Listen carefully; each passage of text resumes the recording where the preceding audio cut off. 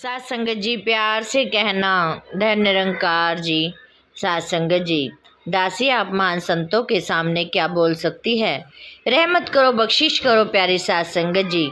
दासी को भी ढंग आ जाए, दासी को भी सेवा सिमरन सत्संग करना आ जाए।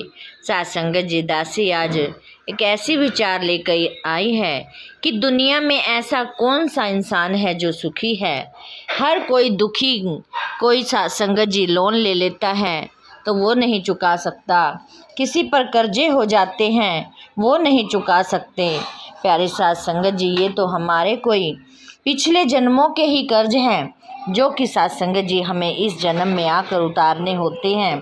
सात संगत जी, इंसान सोच लेता है कि कोई बात नहीं, मैंने किसी का नहीं दिया तो क्या हुआ, लेकिन सात संगत जी इसके लिए चाहे हमें अगला जन्म क्यों न लेना पड़े, तब भी सात संगत जी हम कर्जे से मुक्त नहीं हो सकते। तभी हमें दूसरा जन्म लेकर भी उस कर्जे को देना ही होगा। सात संगत जी इसी पर दासी विचार रखेगी। एक समय की बात है प्यारी सात संगत जी, एक महात्मा जी ज्ञान प्रचारक जी के पास आए और कहने लगे कि महात्मा जी, मैं बहुत दुखी हूँ। मुझे तो ऐसा लगता है कि दुनिया का सबसे ज़्यादा दुखी मैं ही इंसान हूँ। मुझसे कभी कर्ज नहीं उतरते, कभी मैं किसी का देना होता है, मेरे पास अपने लिए पूरे नहीं होते तो मैं कर्ज कहाँ से दूँ। महात्मा जी, मुझे कुछ समझ नहीं आता, मुझे कोई इस पर मेरा उद्धार करो, मुझे कोई रास्ता दिखाओ जिससे मैं अपना कर्ज उतार सकूं या कैसे अपना घर ठीक चला सकूं। सात संगत जी, महात्मा जी ने एक कहानी सुनाई, एक बात सुनाई कि महात्मा जी, एक पुराने समय की बात है कि एक व्यक्ति रहता था। सात संगत जी, वो बहुत ज़्यादा आलसी था, ना ही कोई काम काज करता, सारा दिन पलंग पर रहता। सात संगत जी, घर वाले भी परेशान, भाई बहन रिश्ते नाते प्यारे सात संगत जी सारे ही परेशान होने लगे। और तो और पड़ोस में भी सात संगत जी परेशान होने लगे कि इस इंसान का पता नहीं कैसे समय व्यतीत होता है, ये सारा दिन ऐसे ही घूमता रहता है या फिर सोया रहता है, ना कुछ करता है ना फिरता है। सात संगत जी, वो सारा ऐसे ही व्यतीत करता गया। सात संगत जी, अब तो उसका गली में निकलना भी मुश्किल हो गया, क्योंकि सात संगत जी उसको देखकर लोग बोलने लग जाते थे कि कैसा इंसान है, हमें तो समझ ही नहीं आती तो कैसा सारा दिन बिताता है, इसको किसी की परवाह नहीं है, ना घर में माँ बाप की परवाह तो ना भाई बहनों की परवाह, सिर्फ अपने में मगन रहता है, आलसी कहीं का। प्यारे सात संगत जी सारे ही उसको ताने देने लगे। सात संगत जी, अब वो बहुत ज़्यादा परेशान रहने लगा, घर में ही अंदर ही अंदर छुपने लगा ताकि बाहर जाऊंगा तो फिर कोई ना कोई बोल देगा। सात संगत जी ऐसे ही परेशान, ऐसे मन में सोच लिया कि मैं दुनिया का सबसे ज़्यादा परेशान इंसान हूँ, चिंता सारी मुझे ही है, मैं ही सात संगत जी, जो भी कुछ है मेरे साथ ही है, ऐसा किसी के साथ नहीं होता। प्यारी सात संगत जी, वो यही सोचकर किसी दिन प्यारी सात संगत जी रात के समय घर से बाहर निकल जाता है कि ना तो होऊंगा और ना ही यहाँ पर किसी को मुख दिखाऊंगा। सात संगत जी चलता गया आगे जाकर प्यारी सात संगत जी उसको एक साधु संत महात्मा मिलते हैं। कहने लगा कि महात्मा जी वहाँ पर विश्राम करता है। महात्मा जी कहने लगे कि क्या हुआ, आप तो बहुत चिंतित नजर आ रहे हो। प्यारी सात संगत जी कहने लगा कि महात्मा जी, मैं सबसे बड़ा दुखी हूँ, मेरे ऊपर बहुत ज़्यादा दुख आए हुए हैं, मैं सबसे ज़्यादा कष्टदायी हूँ, मेरा किसी तरह से दुख निवारण करो। सात संगत जी, साधु महात्मा ने कहा कि नहीं, आपके ऊपर कोई दुख नहीं है, जिस दिन कोई दुख होगा तभी आप यहाँ पर आना, अभी जाओ, आप अपने घर जाओ। प्यारी सात संगत जी, वो साधु की बात सुनकर मन में सोचने लगा कि इसको मेरा दुख कोई नज़र ही नहीं आ रहा, मैं तो सबसे ज़्यादा दुनिया का दुखी हूँ, लेकिन मुझे ये कह रहे हैं कि आप पर कोई दुख ही नहीं है, ऐसा कैसे हो सकता है। सात संगत जी यही सोच विचार करते करते घर वापस चला आता है और सात संगत जी मन में सोचते यही आता है कि अब भले ही कुछ हो जाए, अब मैं चाहे छोटा मोटा काम करूँगा लेकिन इस दुख से दूर होऊंगा। प्यारी सात संगत जी, उसने आकर छोटा मोटा कोई कारोबार शुरू किया, लेकिन साथ संगत जी जो भी काम शुरू किया उसमें सक्सेसफुल नहीं हुआ। 4-5 साल लग गए लेकिन उसने कोई फ़ायदा नहीं हुआ। जब प्यारी साथ संगत जी 4 साल बीते, उसके बाद उसको धीरे धीरे फल होने लगा। साथ संगत जी वो थोड़ा तरक्की करने लगा। जैसे ही साथ संगत जी कुछ तरक्की करके वो खुश था, लेकिन साथ संगत जी उसके मन में अब लालच आ गई कि अब मैं कोई ऐसा काम करता हूँ, इतना काम फैला देता हूँ इसी को कि मैं राजा महाराजा से भी ऊपर हो जाऊं। राजा को भी मुझसे कभी ऐसी जरूरत पड़े कि वो मुझसे धन मांगना पड़े, ऐसा मैं अपने आप को बना लेता हूँ।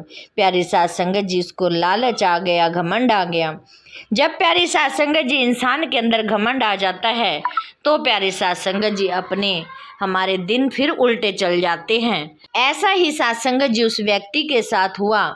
उसने प्यारी साथ संगत जी जो अच्छे अच्छे उसके दोस्त थे, मित्र थे, सबसे उसने कर्जा ले लिया और अपना कारोबार बढ़ा लिया, चारों तरफ हाथ फैला लिया। जब प्यारी साथ संगत जी कोई अपनी औकात से ज़्यादा बड़ा काम करता है या अपने से ज़्यादा काम कर लेता है तो प्यारी साथ संगत जी वो हार मान जाता है। साथ संगत जी उसके साथ भी ऐसा ही हुआ कि उसने चारों तरफ से लेन देन कर लिया, लेकिन उसका जो आस पड़ोस के प्यारी साथ संगत जी दुकानदार थे, काम वाले थे, उनके साथ भी प्यारी साथ संगत जी उसने दुश्मनी कर ली। उनके काम अपनी तरफ हड़पने लगा। प्यारी साथ संगत जी करते करते यूँ हुआ कि उसको लॉस होना शुरू हो गया। जब प्यारी साथ संगत जी लॉस हुआ तो साथ संगत जी उसने देखा कि अब फिर मैं दुखी हूँ।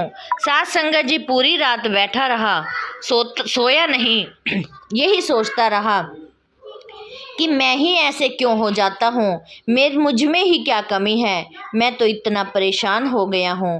प्यारी साथ संगत जी फिर वो दोबारा घर से निकलता है और उसी साधु के पास जाता है। तो प्यारी साथ संगत जी फिर वहाँ जाकर साधु ने उसका पूरा हाल चाल पूछा। सारी साथ संगत जी उसने सारा हाल बताया और कहा कि अब फिर मैं बहुत परेशान हूँ, दुनिया का परेशान आदमी मैं ही हूँ, मैं ही सबसे ज़्यादा दुखी हूँ। प्यारी साथ संगत जी वो फिर साधु कहने लगे कि नहीं, अब आपने इस जब पहले आए थे तो आपने क्या प्रेरणा मिली थी। प्यारी साथ संगत जी वो कहने लगा कि मुझे यही प्रेरणा मिली थी कि मैं आलसी हूँ, मुझे कुछ ना कुछ करना चाहिए, तभी हर किसी का मैं मुंह बंद कर सकता हूँ, तभी यही ठीक हो सकता है। साथ संगत जी तो साधु ने कहा कि अब भी आप कोई दुखी नहीं हो, आप जब आपके पर कोई दुख आएगा तभी आप मेरे पास आना, मैं आपका दुख दूर कर दूंगा। प्यारी साथ संगत जी फिर सोचता हुआ चला गया कि मैंने ये गलत किया है, मुझे अपने ही काम में तसल्ली रखनी चाहिए थी, मुझे किसी का हड़पना नहीं चाहिए था। प्यारी साथ संगत जी फिर जाकर उसे 2-4 साल फिर लगे संभलने में, तो वो धीरे धीरे करके प्यारी साथ संगत जी संभल गया और साथ संगत जी कहने लगा कि मैं अब कुछ ठीक हो जाऊंगा। प्यारी साथ संगत जी जब वो पहली बार गया था तो उसने साधु को साथ संगत जी जब दूसरी बार साधु के पास गया तो उसने प्यारी साथ संगत जी जब साधु ने कहा कि आपने क्या सीखा, तो उसने प्यारी साथ संगत जी बदले में व्यक्ति ने एक स्वर्ण मुद्रिका का मटका दिया, जो कि साधु ने कहा कि ये मेरे किसी काम का नहीं है, मैं तो यहाँ पर नाम जाप जपता हूँ, आप इसको किसी पेड़ के नीचे दबा दो। प्यारी साथ संगत जी जब वो दूसरी बार गया तो प्यारी साथ संगत जी फिर वो साधु व्यक्ति घर आ गया और उसने प्यारी साथ संगत जी बहुत सारी मेहनत करी, फिर से अपना काम बिजनेस शुरू कर लिया। साथ संगत जी इतने में ही उसके माता पिता स्वर्गवास हो गए। साथ संगत जी अब वो उसको परेशानी नजर आने लगी कि अब तो माता पिता भी चले गए। साथ संगत जी उसको खाली खाली लगने लगा, उसका मन फिर दुखी हो गया। साथ संगत जी फिर वहाँ जाता है और साथ संगत जी साधु को कहता है कि फिर साधु ने पूछा कि आप बेटा कैसे हो। प्यारी साथ संगत जी वो कहने लगा कि मैंने तो अपना काम सेट कर लिया था, लेकिन अब मेरे माता पिता चले गए हैं और साथ संगत जी मैं उनके बिना वीरान हूँ। साथ संगत जी साधु ने कहा कि ये तो सबने ही जाना है, जो आया है सो जाएगा, जरूर ही जाना है उसने, ये तो तुम भी जाओगे, पता नहीं आज का दिन है या कल का दिन है, आपने भी जाना है। प्यारी साथ संगत जी फिर भी वो कहने लगा कि मैं दुखी हूँ। तो प्यारी साध संगत जी, साधु ने कहा कि आप फिर जाओ, कि फिर जब आप पर कोई बड़ी दुख आगा तभी आप मेरे सामने आना, तभी मैं आपका दुख दूर करूँगा। प्यारी साध संगत जी, वो व्यक्ति फिर सोचता हुआ घर चला जाता है। घर जाकर सारा दिन सारी रात सोचता रहता है कि अंसे इंसान अकेला आया है और अकेला ही जाना है, कोई किसी के साथ नहीं गया और ना ही कोई जा सकता है। हमें सिर्फ अपने आप को इकट्ठा करना है, इस कर्म कांडों से दूर करना है, लोभ लालच से दूर करना है, तभी हम अपने जीवन को प्यारी साध संगत जी इकट्ठा कर सकते हैं, तभी हम सुखी रह सकते हैं। सुखी इंसान वही होगा जो कि प्यारी साध संगत जी सेवा सिमरन सत्संग का सहारा लेगा। प्यारी साध संगत जी, वो फिर अपने उन साधु के पास जाता है। प्यारी साध संगत जी, वो कहता है कि मुझे चरणों में रख लो, मुझे सारी बात समझ आ गई है कि मैं इस सारी दुनिया में, पहले तो मैं आलसी था, फिर मुझे यही शिक्षा आपने दी कि मुझे कोई कर्म कांड करना चाहिए, कर्म से पहले कुछ नहीं मिलता। फिर दूसरी बार जब मैं आया तो आपने मुझे ये समझाया कि हमें किसी का हड़पना नहीं है, हमें अपने में ही गुजारा करना है। साध संगत जी, यही सारी हिदायतें यदि हमारे अंदर आ जाएं तो हम भी प्यारी साध संगत जी सुखी हो जाएंगे। फिर प्यारी साध संगत जी, कोई किसी का लेन देन नहीं रहेगा। फिर प्यारी साध संगत जी, कोई दुखी नहीं रहेगा। साध संगत जी, यदि दुख है तो हम प्यारी साध संगत जी अपने आप ही दुखों को घेर लेते हैं, क्योंकि साध संगत जी हमारी एक के बाद एक इच्छाएं शुरू हो जाती हैं। यदि प्यारी साध संगत जी कोई आलसी है तो हमें आलस को भी त्याग करना होगा, और प्यारी साध संगत जी हमें अपने परिश्रम करना चाहिए, तभी प्यारी साध संगत जी हम अपना कर्ज मुक्त कर सकते हैं। और साध संगत जी हमें सेवा सिमरन समय समय पर जरूर करना चाहिए, ताकि साध संगत जी हम अपने आत्मा को भी खुराक दे सकें।